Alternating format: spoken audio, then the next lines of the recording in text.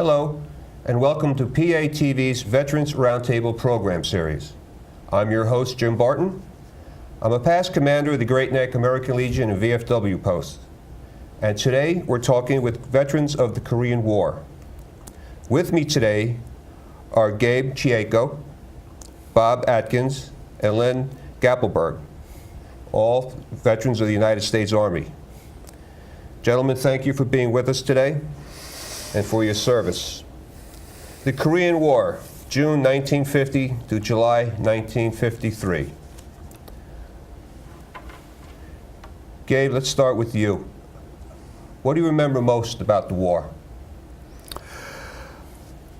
Well, if recollecting, the 18 months that I spent there, was a sense that of purpose. We knew why we were there. We were a police action, as it was called. All right. Some of us refer to it as Harry Truman's police force. Okay, and.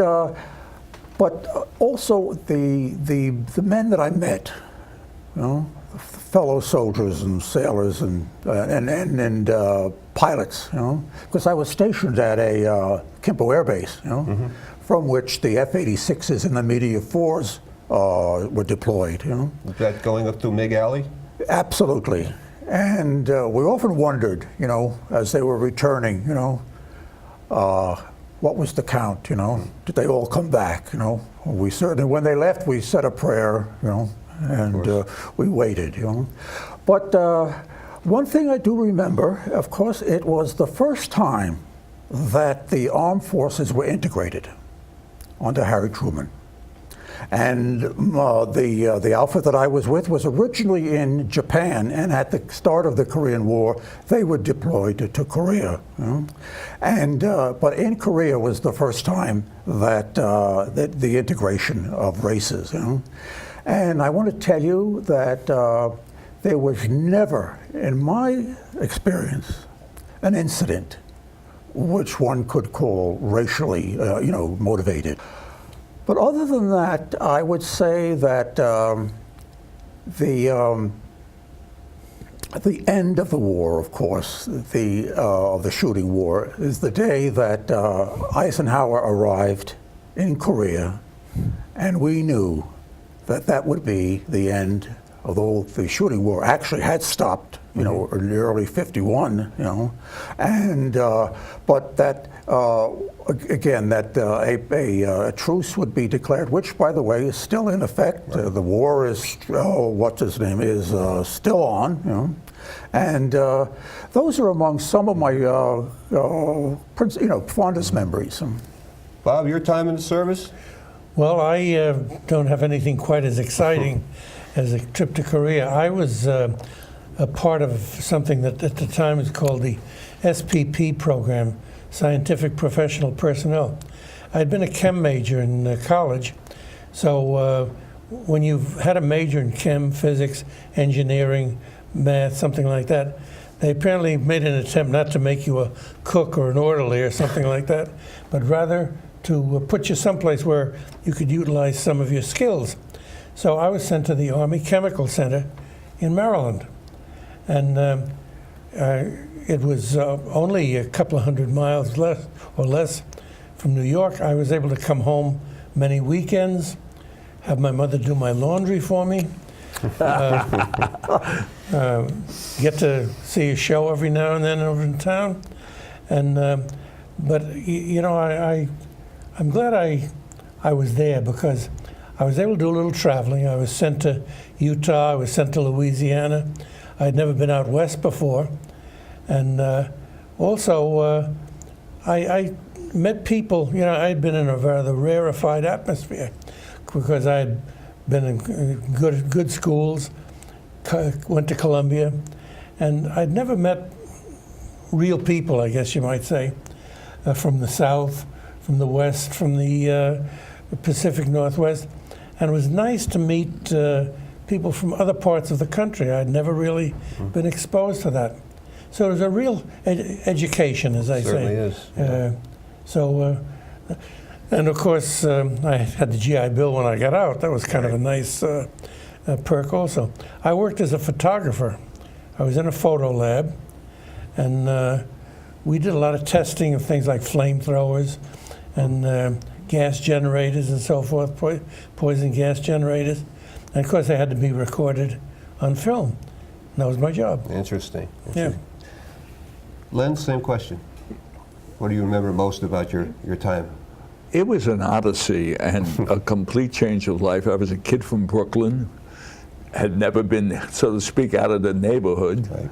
Right. And getting into the armed forces, I went down to my draft board and told them to take me. I had a 2S deferment for college. I had finished my bachelor's at Bernard Baruch, but I was of a mind that I wanted to get involved. And I went down to my draft board, told them to take me. They took me in November '52. And I did my basic training at Fort Dix, Door Company, 47th Infantry of the 9th Division. And meeting, most of the guys were from New York, except one of our group was Maine lumberjacks. And we had never met anybody like them, and they had never met anybody like New Yorkers. So we really, it was quite a cultural, interesting phenomenon.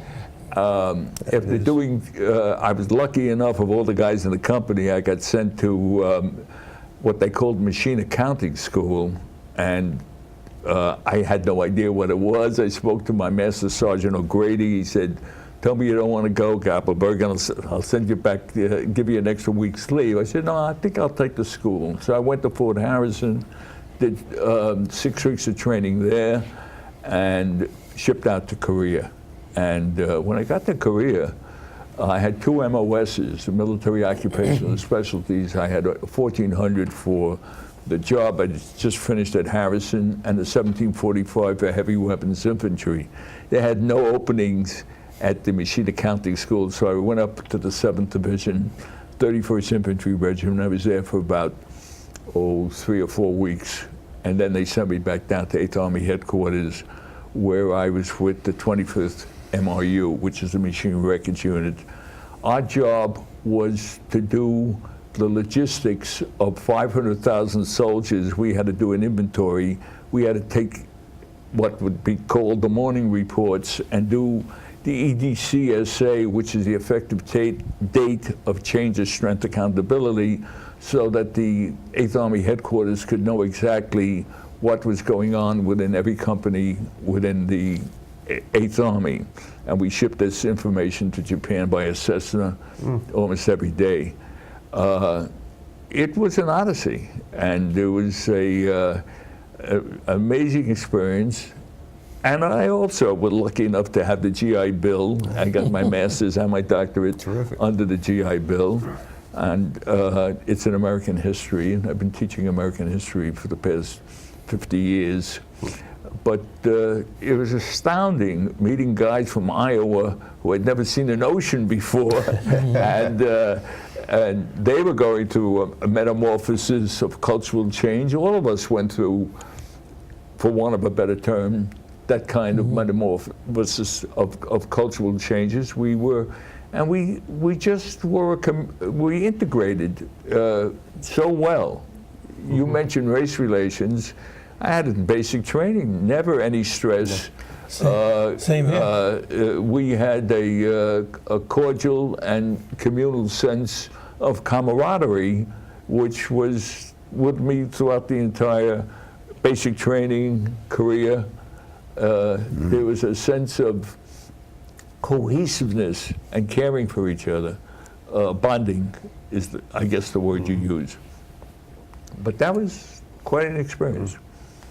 Gabe, your training, your equipment, were you properly trained, you feel, for your job, and were you outfitted properly? I know some men have talked about the summer clothes came in the winter and so on. What was your experience with that? No, actually, from the very beginning, I was trained in the anti-aircraft artillery, and did that training in Fort Bliss, Texas.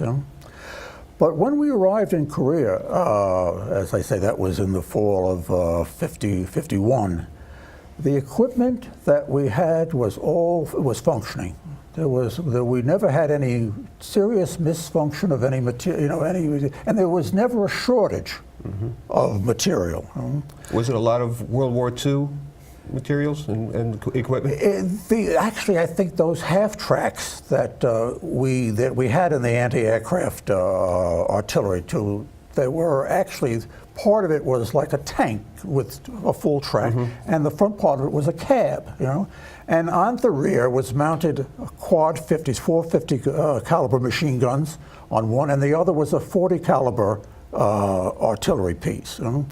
And I suspect that some of those were probably, what's his name, pre-Korea, But they were all functional. And of course, we had periodic drills with them.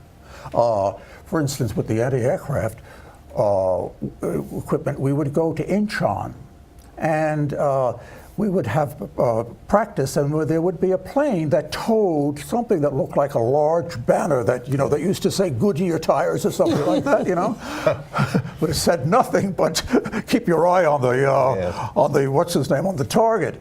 And believe it or not, those pilots got paid combat pay, Sure. because all these guys were supposedly shooting at this target. So that was done periodically, And then on one occasion, we were all moved up to the 38th parallel. So we got a chance to be very close to that situation.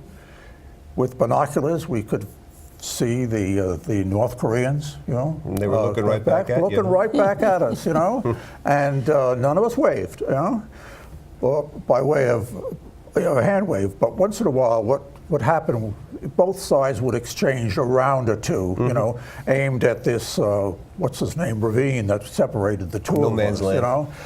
But we were everything else. Our clothing, our housing. We had tents, but they were like a half tent. The basic floor and the sides were all made of timber, and then the canvas tent over it, and there was a potbelly stove in the center, and you were supposed to heat kerosene in those, but we were stationed near a POL dump, and we were able to expropriate a 55-gallon drum of jet fuel, and that burned very clean, very clean. That chimney. On the post, the one thing was, I don't know if you'd call it a shock or not, but I was living in a barracks in a big room with 23 other guys. And, for a fellow that used to have his own room and living out of a Foot Locker, that was kind of a culture shock. But you adjust. And the food was, never had any problem with the food. In fact, I did have one problem, and that is I went in the winter, and I rather enjoyed the military food. When summer came around, I couldn't get into my summer uniform.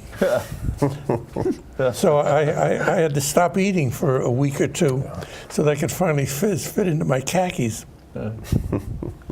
We were like a MASH operation in the sense that we were pretty capable bunch of guys, but we were pretty mischievous. Maxwell Taylor had given Sigmund Rhee a Panda as a pet, so to speak, and it was about 100 yards from our barracks. And we had a guy, Tweety, in our barracks who was always talking about missing his wife.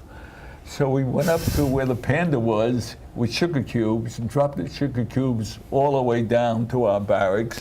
Panda followed us down, and we got him into the barracks and put sugar cubes on Tweety's chest and had the Panda climb up on his chest.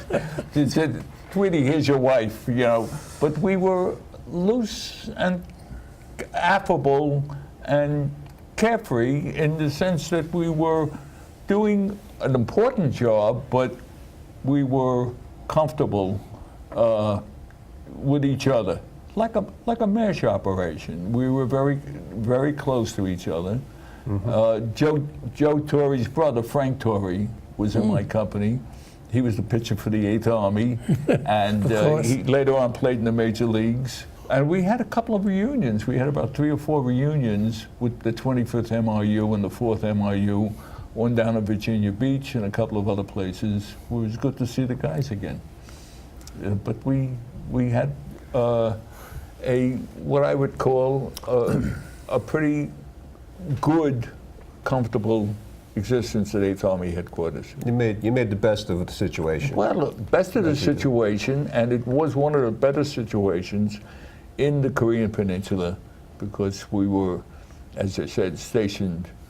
We were not field, we were staff. And there's a big difference between being a field soldier and a staff soldier. Field soldiers are out there doing what I would call the dirty work, and we were basically support and logistics for them. The closest thing I ever came to a prank like the one you took is we used to have flash bulbs. People don't know what flash bulbs are anymore, I'm pretty sure. But they were the size of a 40-watt bulb. And one night after lights out, a couple of guys and I went around and we replaced all the regular lights with flash bulbs. So the next morning when the sergeant came in and flipped the light switch, it was like an atomic explosion. And everybody woke up, though, I'll tell you, with that 20 flash bulbs going on. Any comment from the sergeant? He was not happy. Not pleased. Not pleased, yeah. But he didn't know who did it, so everything... How about mail from home? Were you able to get... Very much. And of course, I'm first generation. And of course, my parents were immigrants. They came over around the turn of the century. Although my mother had some basic schooling in Italy, but in Italy at that time, there were dialects, of course, which varied from town to town. But since the unification of Italy, you were required to speak only Italian in school, or you were actually punished for that. So my mother had a command of the Italian grammar also, and she would write me letters in Italian, Well, I wasn't as, proficient, not that I ever became that proficient, but I had studied after that, But I was able to, because I had basic Latin and things like that, and I had still saved them, And once in a while I go back, now that I can, read more, proficiently, it's very nostalgic, And then, of course, for my birthday, well, one of the pictures that I submitted shows a Christmas tree outside of our barracks, a plastic Christmas tree which we set up. And then for my birthday, they sent a fruitcake, which was the only thing that could survive, a shipment, So I have pictures of my birthday party in Korea with a fruitcake. And but mail was welcomed all the time, and packages, of course, And in fact, I asked my family. We all had houseboys, and I think that between the houseboys and the Korean women who did our laundry, we were supporting some level of the Korean economy at the time, But I had mentioned that our houseboy really needed, some clothing, and they sent me a pack, gave him his dimensions and things like that. So they sent me a package of clothes, and his name was Kim, by the way, and he was a very sensitive young kid, and he was in tears, and but that gave me wonderful. In fact, if I can just digress and go on to one of the. Probably you asked about the stellar moments or in Korea was the relationship with the Korean people, getting to understand we were there for these people. Who are they? And it just flowed very naturally because our positions were set around the perimeter of Kimpo Air Base, and of course these were inhabited with small enclaves, villages, And right next to our position was this family compound, and we got to know them very well. Their wives, did our laundry, and their houseboys were, cleaned our barracks, and we interfaced also with the Republic of Korea personnel. We trained them in anti-aircraft, what's the procedures, And we had, again, we did some joint training with them. And I think on the whole, that I got to have an appreciation of Korean culture. You know? I wish that I had time at those days, you know, because we were never given time off to explore the countryside. We could go to places like Seoul. And as I mentioned earlier, the way that we lived on the economy, well, of course, we had to use won, which was the denomination of currency.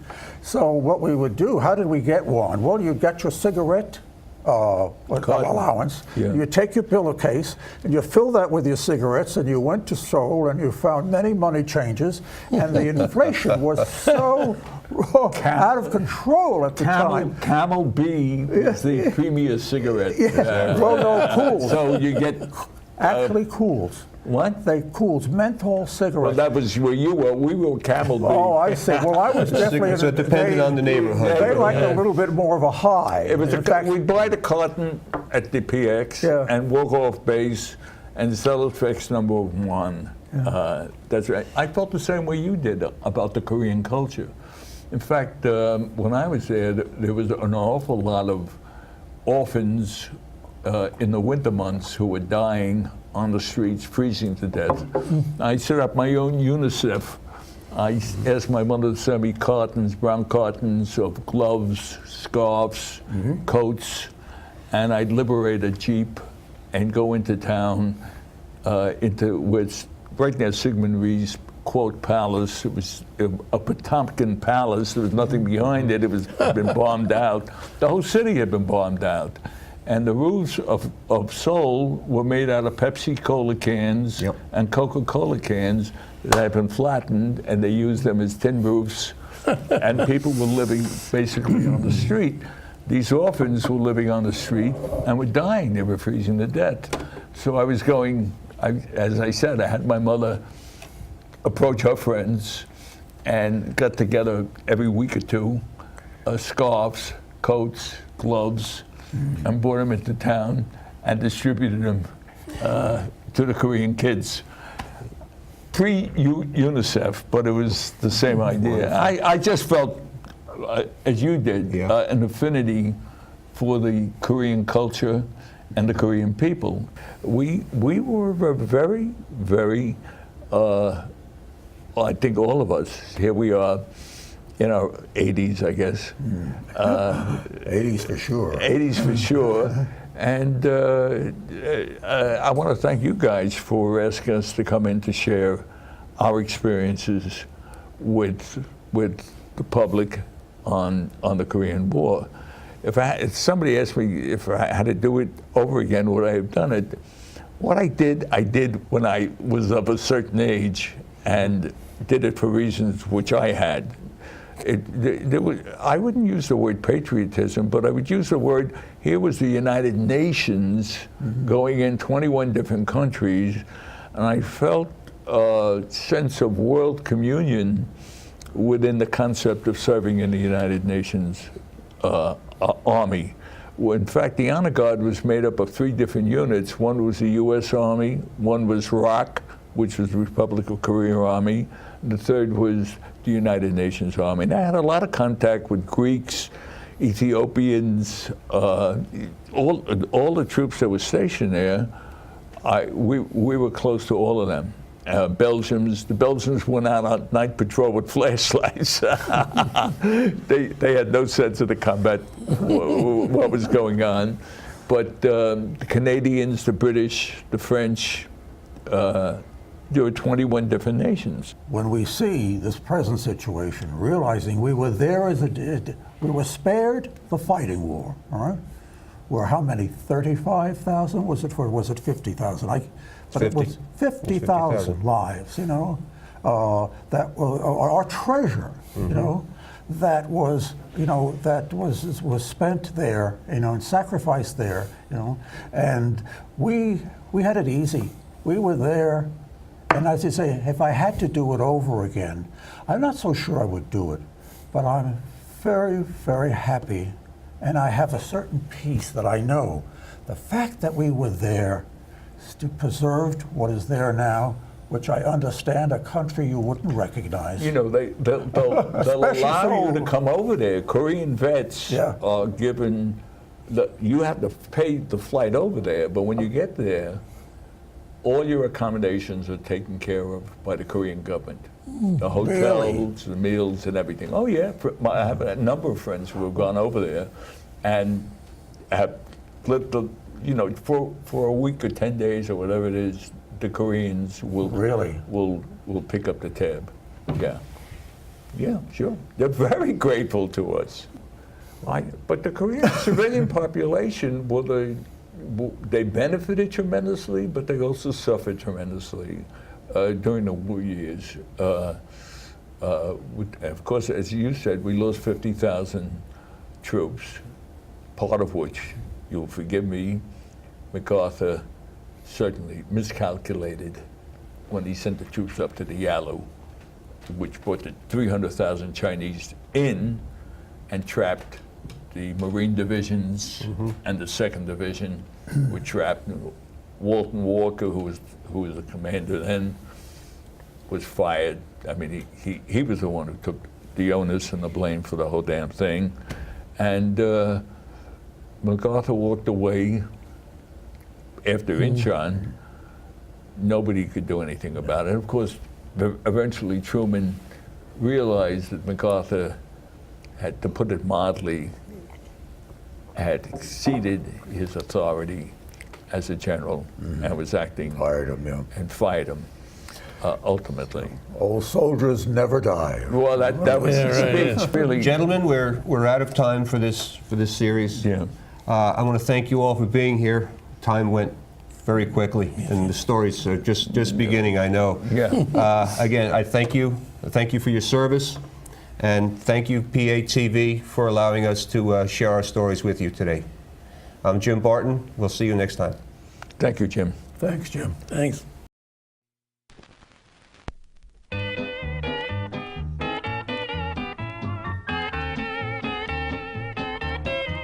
So now it's goodbye, Maria. I'm off to Korea, far across the sea. It's the same old story, and it's up to Old Glory.